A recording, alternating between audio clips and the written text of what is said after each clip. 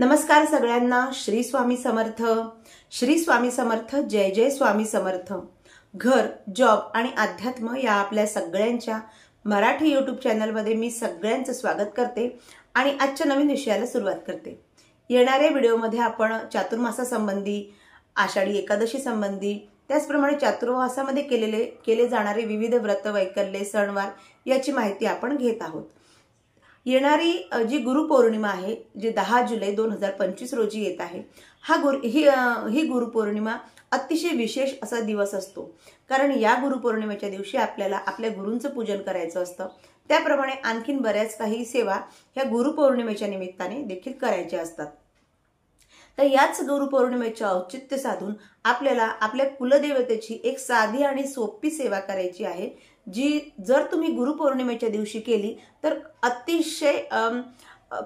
अतिशय प्रभावशाली ही सेवा ठरणार आहे। आणि ज्यांना असं म्हणतात की ज्यांच्या कुळामध्ये कुळदेवतांचा त्यांच्या कुळामध्ये किंवा कुटुंबामध्ये सेवा होत नसेल, तर तुम्ही या एक दिवशी आपल्या कुळदेवीला ही वस्तू जरूर अर्पण करा आणि आपल्या कुळदेवतेचं जे आशीर्वाद आहे, जी कृपा आहे, ती आपल्या कुटुंबासाठी त्यांना आपण मागून घेऊया। या सेवेमार्फत आपल्या कुळाचे रक्षण करता, आपल्या संपूर्ण कुळाची सांभाळ करणारी ही आपली कुलदेवता असते।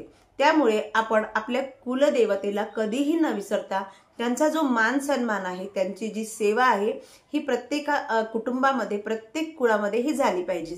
कारण ज्या घरामध्ये कुलदेवतेची सेवा ही योग्य प्रकारे होत असते, त्या कुटुंबाचा संपूर्ण पालनपोषणाची जबाबदारी ही कुळदेवी किंवा कुळदेव हे व्यवस्थितपणे अगदी आनंदाने पूर्ण करत असतात। आणि जर आपण त्यांचा कृपाशीर्वाद प्राप्त केला तर त्या कुटुंबाला, त्या कुळाला कधीही कमतरता पडत नाही आणि ते जे कुटुंब आहे कुलदेवतेच्या आशीर्वादाने सतत भरभराट करत असतं, सतत प्रगती करत असतं। त्या कुटुंबाची नेहमी प्रगती होत असते आणि त्यांच्या घरामध्ये समृद्धीही वाढत असते। तर काय सेवा आहे हे बघून घेऊया। पण त्याआधी सगळ्यांना नम्र विनंती, जर तुम्ही चॅनलवर पहिल्यांदा आला असाल तर चॅनलला नक्की सबस्क्राईब करा आणि बेल आयकॉन प्रेस करा। आणि येणारे व्हिडिओ असे चातुर्मासात केल्या जाणाऱ्या सेवा, उपासना, पूजा विधी या संदर्भातील सर्व व्हिडिओ नक्की येणाऱ्या व्हिडिओमध्ये तुम्ही नक्की बघा। तर आपल्याला गुरुपौर्णिमेच्या दिवशी काय सेवा करायची आहे आपल्या कुळदेवीसाठी हे बघणार आहोत। तर अमावस्या आणि पौर्णिमा हा आपल्या कुळदेवतेचा सेवा करण्याचा एक विशेष दिवस मानला जातो। आणि त्यामधली गुरुपौर्णिमा जी चातुर्मासात ती पहिली पौर्णिमा येते, त्यामुळे ही अतिशय महत्वाची पौर्णिमा असते।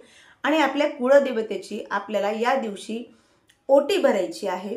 ती ओटी आपल्याला, जर तुम्हाला शक्य होत असेल तर नऊवारी साडीने आणि संपूर्ण 16 अलंकारांनी तुम्ही ओटी भरू शकता।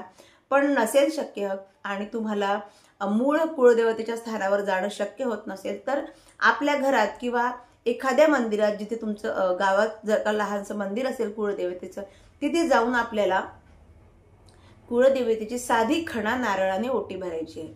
आता ओटीमध्ये आपलं साधं एक खण, नारळ, त्याचप्रमाणे आपण जे बदाम, खारी, खळकुंड, खोबरं, सुपारी ह्या 5 वस्तू घेत असतो ते घ्यायचं। 11 रुपये दक्षिणा घ्यायची।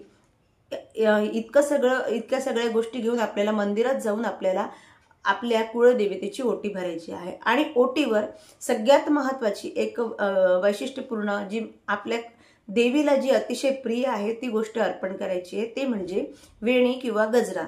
एखाद्या सुगंधित फुलांचा गजरा आपल्याला या ओटीवर ठेवून ही ओटी आपल्याला आपल्या कुळदेवीला, आपल्या कुळाच्या समृद्धतेसाठी, आपल्या कुळाच्या भरभराटीसाठी आणि आपल्या कुळदेवतेचा आशीर्वाद प्राप्त करण्यासाठी आपल्या आई भगवतीला, आपल्या कुलस्वामिनीला ही ओटी अर्पण करायची आहे।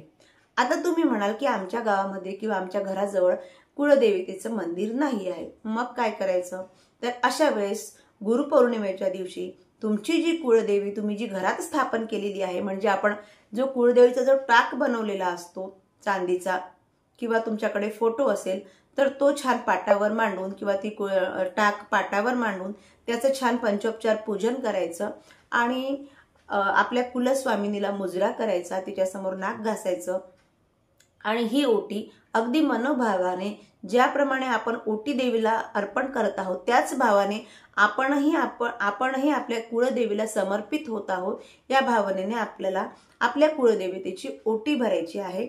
आणि जर तुम्ही घरामध्ये जर का ही सेवा करत असाल तर जो नैवेद्य आपण घरी बनवलेला आहे किंवा साधा आपल्या भाजी भाकरीचा जो नैवेद्य बनवलेला आहे तो तुम्ही आपल्या देवीला अवश्य अर्पण करा। आणि या दिवशी म्हणजे गुरुपौर्णिमेच्या दिवशी अशा पद्धतीने आपल्या कुळदेवतेचं जरूर पूजन करा। तर ही अगदी साधी सोपी सेवा आहे, पण गुरुपौर्णिमा हा वैशिष्ट्यपूर्ण दिवस या सेवेसाठी आहे।